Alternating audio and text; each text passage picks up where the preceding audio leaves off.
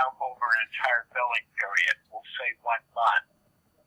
But it might be that he sucked all that energy down in the first day of the month and then shut the factory down.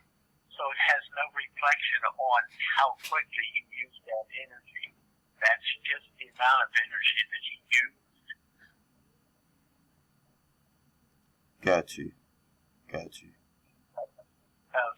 So this spreadsheet doesn't take into account at all the demand charges, meaning how fast did he suck down that electricity. One of the weaknesses in here, because that involves a separate series of calculations that I just haven't been able to figure out how to put on this spreadsheet. Now, let's go back to where we ended off the second recording. A write-down is where you are at a write-off, A write-off is where you are adjusting your taxable income. And then your taxable income is then what you look up to see what your tax bill is. Okay? Okay. Okay. Now, once you figured out what your tax bill is, and let's say in this example it's $40,000. You say, holy crap, $40,000 I got to write out to the government? Well, if I go over to cell number E, Echo 4, okay? Okay.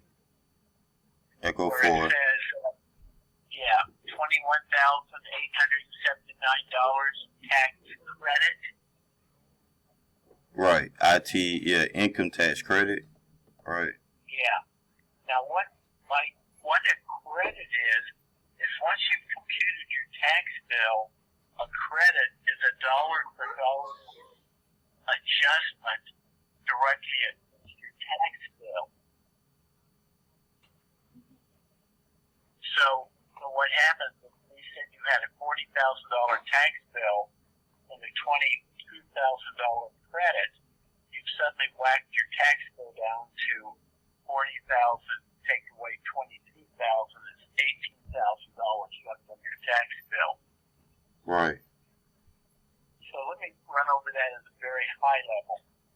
If you made $100,000 and you had a tax write-off of $50,000, that brought your taxable income down to $50,000.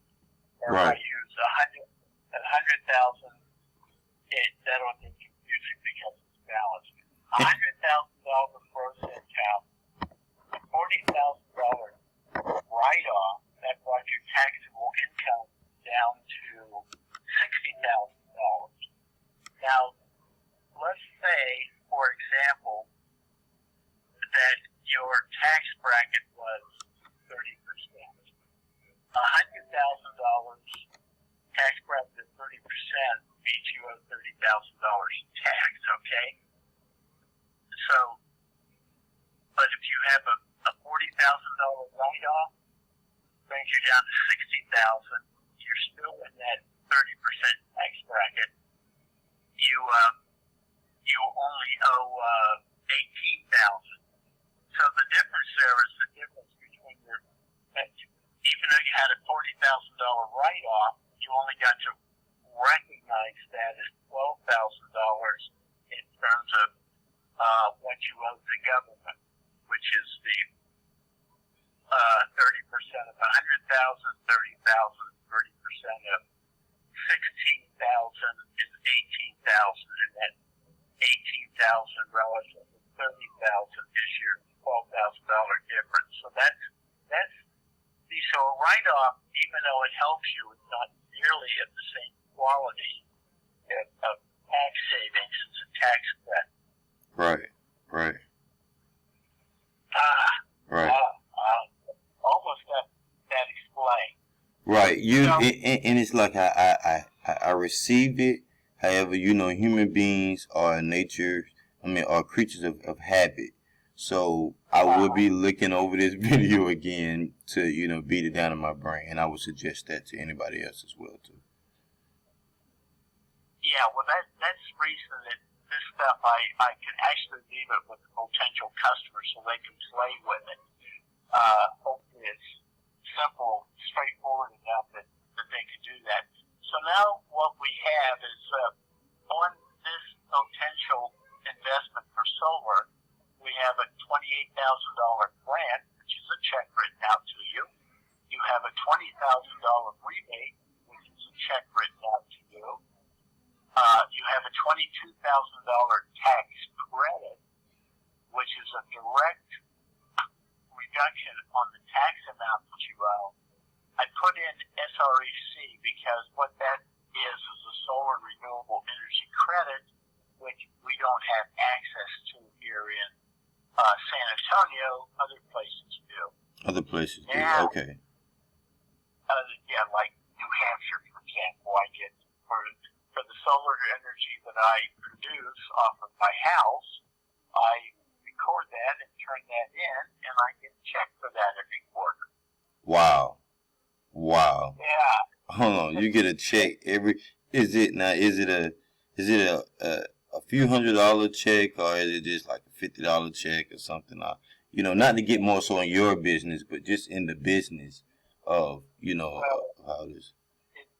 Record. I produce about 2 to 4, depending on the time of the year, solar energy credits, and that's about $15 each. So I'm looking between $30 and $60, $75. Not a lot, but better than a focus. Right. One trip. Right. Plus, we're normally paying out, right? Not paying in, so that's a good deal. You reversed it. Yeah. Now, as a corporation, you get something called a modified accelerated credit recovery system, MACRS. That is a write-off. Okay. Now, what happens on that write-off is you get the complete cost of the system, and from that cost of the system, you get a certain amount of that, a certain percentage, which is usually about in the 80s, 85% of the system.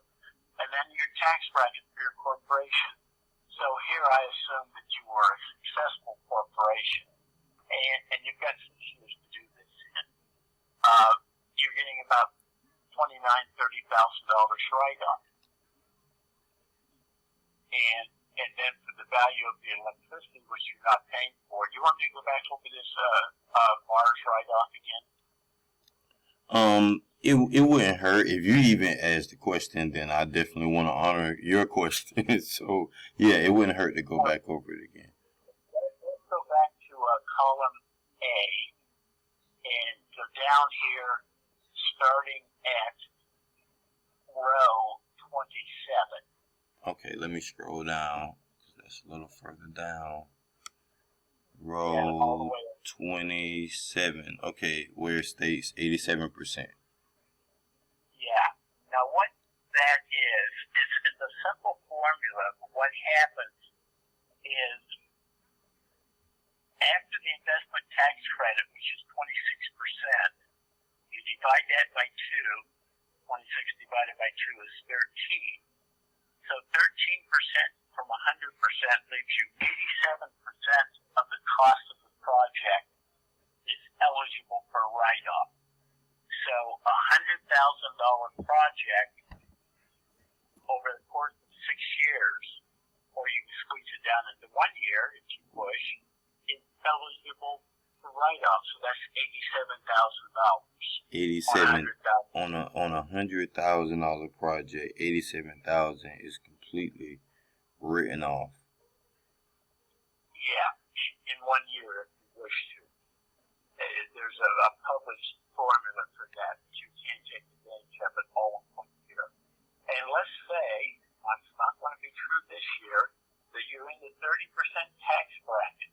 Now that 30% tax bracket is quite confusing because if you start at the highest level where you could be a C Corp, that has one tax bracket.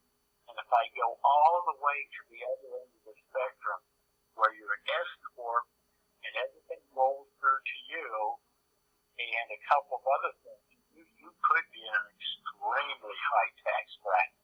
So I just picked 30%. And that's a conversation between you and your accountant, but I just used the number.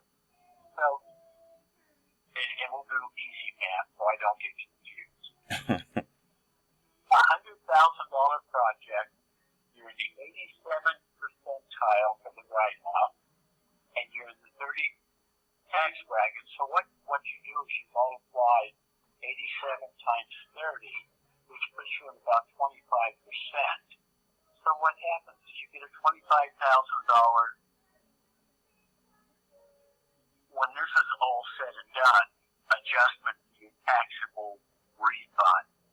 But now I've switched words on you because what we've done is the 87% is the write-off, which reduces your taxable income, and the 30% is the tax bracket that you're in off of that adjustable income. Does that make that Right, kind of big? right. So basically, if it was at 100,000 and you had an 87% write-off, now you're at what 13,000, and with the 13,000, you're in I guess 30% of 13,000. Yeah, exactly. Got you. Yep. Got you. Okay. Which is actually what 26 plus another, so 3,900. Yeah. I can't do the math in my head so well. So anyway, so that's how you get down to this reduction here for A29. And these numbers are right for this example. So if we go back all the way back up to the yellow block, yellow one line there. Okay, let me scroll up. Okay. All right, I'm back up. Okay. So what happens? I'll run through these pretty quickly. You've got the $28,000 for the rebrand. That's a cash to you. The $20,000 for the CPS rebate. That's another check. You've got the investment tax credit, which is $22,000, and you have the write-off, for the accelerated write-off. That's $29,000. And if I go directly across to the left, you had $600 a month of your electric bill, which you're not going to be paying yet. So 600 times 12 is $7,200, the value of the electricity. So when I add up all of these rebates, semis, and things like that, for the first year, you come up with a total of $107,000. That's your total of your rebates, your incentives, and your energy costs that you're not paying. So basically, what's happening is your friends, your neighbors, and the electric company and the government are paying for 95% of your system in the first year. Yeah. Wow. So now you get down to, well, how much are they paying? So the initial cost of this system looked like about $112,000, but the true number after the first year is $5,000. Now, depending on who you're talking to. Now the 5,000 is what the customer or the person that's getting the solar system installed will have to eventually pay on. That